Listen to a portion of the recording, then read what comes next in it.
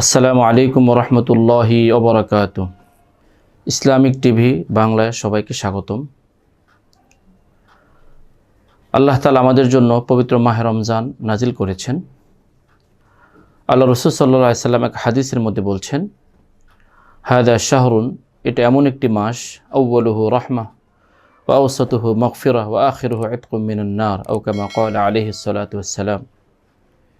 আল্লাহ রাসূল সাল্লাল্লাহু আলাইহি সাল্লাম বলছেন, এই রমজান মাস এমন একটি মাস যার প্রথম ভাগে রয়েছে সকল বান্দাদের জন্য রহমত, এর দ্বিতীয় ভাগে সকল বান্দাদের জন্য রয়েছে মাগফিরাত, এর তৃতীয় ভাগে সকল বান্দাদের জন্য রয়েছে জাহান্নাম থেকে মুক্তি। এই পুরো রমজানকে তিন ভাগে ভাগ করা হয়েছে। আমরা প্রথমেই যদি বলি আউয়ালুহু রাহমা, অর্থাৎ প্রথম 10 দিন যেটাকে রহমত বলা হয়েছে। কিভাবে আমাদের জন্য রহমত? দেখুন, আল্লাহ রাসূল সাল্লাল্লাহু আলাইহি সাল্লামের হাদিসের আরও অন্য বিভিন্ন হাদিস থেকে আমরা জানতে পারি, যখন পবিত্র মাহে রমজান শুরু হয় তখন শয়তানকে শিকল বাঁধা হয়। এটা আমাদের জন্য অবশ্যই রহমত স্বরূপ।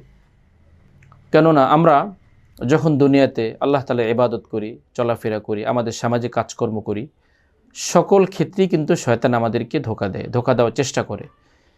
সেটা সে যেভাবে পারে আল্লাহ তাআলার কাছ থেকে সে প্রতিশ্রুতি নিয়ে আসছে যে সে তার আল্লাহ তাআলার মুমিন বান্দাদেরকে সে ধোঁকা দিবে, পথভ্রষ্ট করবে, তাদের বিরুদ্ধে সবসময় লেগে থাকবে।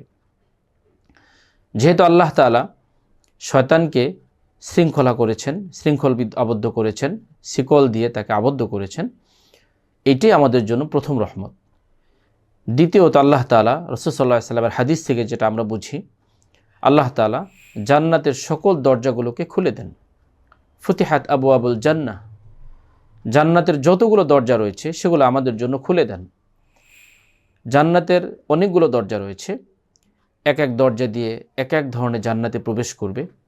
সবগুলো দরজা খুলে দেওয়ার মানে হলো, হে আমার বান্দারা, তোমরা যে যেভাবে পারো, তোমাদের আমলের মাধ্যমে যে যেভাবে পারো জান্নাতে সে দরজা দিয়ে তোমরা প্রবেশ করো। তো এটা আমাদের জন্য অবশ্যই রহমত, আল্লাহ তাআলার নৈকট্য অর্জনের জন্য। এরপরে রহমতের আরও কিছু দিক হলো যে জাহান্নামের দরজাগুলোকে বন্ধ করে দেওয়া হয়।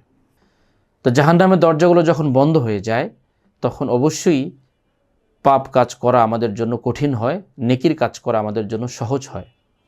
এটাও অবশ্যই আল্লাহ তাআলার রহমত। আর দেখুন, এটা হচ্ছে আখিরাতে রাসূলের ভাষায় আমরা বললাম। এছাড়াও দুনিয়াবি অনেক রহমত আমরা পাই। আমাদের খানাপিনা কম করতে হয়, রমজানে সকল কিছুই কেমন যেন বরকতে পরিণত হয়ে যায়, মানসিক প্রশান্তি আসে রোজা রাখার দ্বারা। অন্য সময় 2-4 ঘন্টা না খেলেই কত অস্থিরতা লাগে, কিন্তু রমজান মাসে 12 ঘন্টা 13 ঘন্টা আরও বেশি, অনেক সময় গ্রীষ্মের সময় 15-16 ঘন্টাও আমরা অনেক সময় উপাস থাকি, না খেয়ে থাকি। আমাদের কিন্তু সামান্যতম পিপাসাও লাগে না। এটা কত বড় রহমতের বিষয়। এরকম অনেক রহমতের বিষয় রয়েছে দুনিয়াবি আখিরাতে। দ্বিতীয় যে ধাপ রয়েছে আমাদের জন্য মাগফিরাত। আল্লাহ তাআলা এই জিনিসটা আমাদেরকে দিয়েছেন, এর কারণ হলো আমরা রহমত পেয়ে যখন আল্লাহ তাআলার দিকে ধাবিত হব, আল্লাহ তাআলার সন্তুষ্টির দিকে আমরা ধাবিত হব, তখন আমরা আমাদের যে গুনাহগুলো 11 মাস রয়ে গিয়েছিল, যে গুনাহগুলো আমরা নিয়ে আসছি রমজান মাসে, সেই গুনাহগুলো থেকে আল্লাহ তাআলার কাছে আমরা মাগফিরাত কামনা করব। তো বান্দা যখন মাগফিরাত কামনা করতেই থাকবে, বিভিন্ন আমলের মাধ্যমে, বিভিন্ন তাওবার মাধ্যমে, বিভিন্ন জিনিস সৎকার মাধ্যমে, ইফতার করার মাধ্যমে, যখন সে মাগফিরাতগুলো কামনা করবে, যখন তার গুনাহগুলো আস্তে আস্তে কমে যাবে, আল্লাহ তাআলা তৃতীয় ভাগে অর্থাৎ শেষ দশক ভাগে আমাদের জন্য যে মহা পুরস্কার রেখেছেন, জাহান্নাম থেকে মুক্তির 10 দিন। তো যখন আমরা মাগফিরাত নিয়ে সে জাহান্নাম থেকে মুক্তির 10 দিন উপস্থিত হব, তখন অবশ্যই আমরা জাহান্নাম থেকে মুক্তি লাভ করতে পারবো। একটা বান্দা যখন একজন রোজাদার যখন রহমত নিয়ে, মাগফিরাত নিয়ে শেষ দশকে নাজাতের জন্য সে আপ্রাণ চেষ্টা করবে, অবশ্যই আল্লাহ তাআলাকে জাহান্নাম থেকে মুক্তি দান করবেন। আল্লাহ রাসূল সাল্লাল্লাহু আলাইহি সাল্লাম এক হাদিসের মধ্যে বলছেন যে আল্লাহ রাসূল সাল্লাল্লাহু আলাইহি সাল্লাম যখন একবার মিম্বারে উঠছিলেন তখন তিনি আমিন বললেন। দ্বিতীয় ধাপে যখন তিনি পা রাখলেন তখনও তিনি আমিন বললেন। তৃতীয় ধাপে যখন মিম্বারে পা রাখলেন তখনও তিনি আমিন বললেন। সাহাবা একরাম জিজ্ঞাসা করলেন, ইয়া রাসূলুল্লাহ, আপনি অন্য সময় তো এরকম আচরণ করেন না, আজকে কেন মিম্বারে ওঠার সময় এরকম 3 বার আমিন বললেন? এর কি রহস্য? সাহাবায়ে কেরামের এই জিজ্ঞেস করার কারণে আল্লাহ রাসূল সাল্লাল্লাহু আলাইহি ওয়াসাল্লাম বলছেন যে আমি যখন প্রথম মিম্বারে পা রাখলাম তখন জিবরাইল আমিন আলাইহিস সালাতু ওয়াস সালাম আমার কাছে আসলেন, এসে আমাকে বললেন, ওই ব্যক্তি ধ্বংস হোক যে রমজান পেয়েও নিজেকে গুনাহ থেকে মুক্ত করতে পারল না, রমজান পেয়েও নিজেকে জাহান্নাম থেকে মুক্ত করতে পারল না, ওই ব্যক্তি ধ্বংস হোক। তখন আমি নবী আমিন বলেছি। দ্বিতীয় ধাপে যখন পা রাখলাম তখন আল্লাহ রাসূল সাল্লাল্লাহু আলাইহি ওয়াসাল্লাম আমিন বলছেন।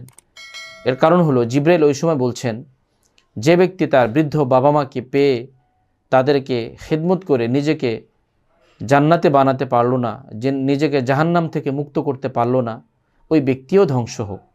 তখন আল্লাহ রাসূল সাল্লাল্লাহু আলাইহি ওয়াসাল্লাম আমিন বললেন। তৃতীয় ধাপে যখন আল্লাহ রাসূল সাল্লাল্লাহু আলাইহি ওয়াসাল্লাম মিম্বারে পা রাখলেন তখন তিনি আমিন বললেন। এর কারণ হলো জিবরাইল আমিন আলাইহিস সালাতু ওয়াস সালাম বলছেন, হে নবী, যে মুসলমান, যে মুমিন কোনো বৈঠকে যখন আপনার নাম আলোচনা হয়, আপনার নাম উচ্চারিত হয়, তখন সে যখন আপনার নাম শোনার পরে কমপক্ষে একবার না হলেও দুরূদ শরীফ পড়ল না, ওই ব্যক্তিও ধ্বংস হোক। এখানে আল্লাহ রাসূল সাল্লাল্লাহু আলাইহি ওয়াসাল্লাম 3 বার আমিন বলেছেন 3টি বিষয়ের ক্ষেত্রে। তো দেখুন এখানে রমজানের কথা যেটা বলা হয়েছে, যে পবিত্র মাহে রমজানে যে পেয়েও নিজেকে গুনাহমুক্ত করতে পারল না, সে ব্যক্তি ধ্বংস হোক। তাহলে আমরা আল্লাহ তাআলা আমাদের জন্য যে 3টি সুযোগ দিয়েছেন রমজান মাসে 3 ভাগে, রহমতের জন্য, মাগফিরাত অর্জনের জন্য, জাহান্নাম থেকে মুক্তি অর্জনের জন্য, এটা যদি আমরা অর্জন করতে না পারি তাহলে আমরা কিন্তু সকলেই আল্লাহ রাসূল সাল্লাল্লাহু আলাইহি ওয়াসাল্লাম সে বদদোয়ার মধ্যে শামিল হয়ে যাব। আরও যে 2টা রয়েছে আল্লাহ রাসূল সাল্লাল্লাহু আলাইহি আমিন বলার বিষয়, সেটাও যেহেতু হাদিসের সাথে সংশ্লিষ্ট, এই জন্য ওই জিনিসটাও আমি আপনাদের সামনে উল্লেখ করলাম। মূল বিষয়টা হচ্ছে রমজান পাওয়ার পরে যদি আমরা আল্লাহ তাআলার কাছ থেকে নিজেদের মাগফিরাত করে জাহান্নাম থেকে মুক্তি অর্জন করতে না পারি তাহলে অবশ্যই কিন্তু আমরা সেই বদদোয়ার মধ্যে শামিল হয়ে যাব। এই জন্য আসুন রমজানের যে 3টি ভাগ খুব গুরুত্বের সাথে প্রতিটি দশকে আমরা পরিপূর্ণ আমল করে আল্লাহ তাআলা সন্তুষ্ট অর্জন করে নিজেদের আমলকে পরিশুদ্ধ করে জাহান্নাম থেকে মুক্তির অর্জন করি, আল্লাহ তাআলা সন্তুষ্ট অর্জন করি। আল্লাহ তাআলা আমাদের সবাইকে তৌফিক দান করুন। আসসালামু আলাইকুম ওয়া রাহমাতুল্লাহ।